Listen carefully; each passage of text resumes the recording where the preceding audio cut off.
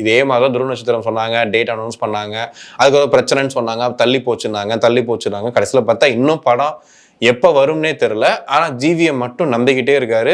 GVM ரசிகர்களும் நம்பிக்கிட்டு இருக்காங்க. ஏன்னா அவர் சொல்றாரு, இந்த படம் வந்து கண்டிப்பாக இப்போ வந்தாலும் ஃப்ரெஷ்ஷாக தான் இருக்கும், சூப்பராக இருக்கும் அப்படின்றாரு. ஸோ அதே மாதிரி வீரதேசுரனும் வந்துட்டு அந்த லிஸ்ட்டில் போயிருமோன்ற ஒரு பயம் மட்டும் தான் எனக்கு இருக்கு. ஆனால் ஒன்னே ஒன்றுங்க, நான் பார்த்த வரைக்கும் நடிகர்கள் இப்போ தமிழ் சினிமா பொறுத்த வரைக்கும் எந்த நடிகர் வந்தால் கூட அவங்க கொஞ்சம் அந்த ஆளுமை நிலை நிறைந்த ஒரு இடத்துக்குள்ளே போயிட்டா தான் படம் ஸ்மூத்தாக ரிலீஸ் ஆகுதுன்னு நினைக்கிறேன். ஏன்னா ஒன்றும் இல்லை, சில வருடங்களுக்கு முன்னாடி வந்துட்டு சிவகார்த்திகேயனுக்கு டாக்டர்னு ஒரு படம் ரிலீஸ் ஆச்சு. திடீர்னு ரிலீஸ் ஆகிறதுக்கு 2 நாளைக்கு முன்னாடி இதே மாதிரி தான் ஒரு பஞ்சாயத்து வந்துட்டு 25 கோடியோ 27 கோடியோ செட்டில்மெண்ட் பண்ணணுன்ற மாதிரியான ஒரு சிக்கல் ஒன்று வருது. அப்போ வந்துட்டு சிவகார்த்திகேயன் முன்ன வந்து அந்த படத்துக்கு அவர் தான் தயாரிப்பாளர்னு வைங்களேன். ஆனால் அதுக்கு முன்னாடி ஹீரோ படத்தில் இருந்த நஷ்டம் இதெல்லாம் சேர்ந்து வந்துட்டு வேற சில இடங்கள்லேருந்து ஒரு ப்ரெஷர் 27 கோடி ரூபாய் இப்போ உடனே செட்டில் பண்ணுங்க அப்படின்னும் ஓவர் நைட்ல ஒரு செட்டில் பண்ணியிருக்காரு. அதுக்காக தான் லைக்காக ஒரு இன்னொரு படம் பண்ணுறாரு. ஏன்னா லைக்கா தான் வந்துட்டு அந்த செட்டில்மெண்ட்டுக்காக ஹெல்ப் பண்ணியிருக்குங்கிற மாதிரியான நிறைய விஷயங்கள். அப்புறம் கோகுலம் சினிமாஸ்லாம் உள்ள வந்திருக்கு. இப்படி ஏகப்பட்ட விஷயங்கள் இருக்குன்னு வைங்களேன்.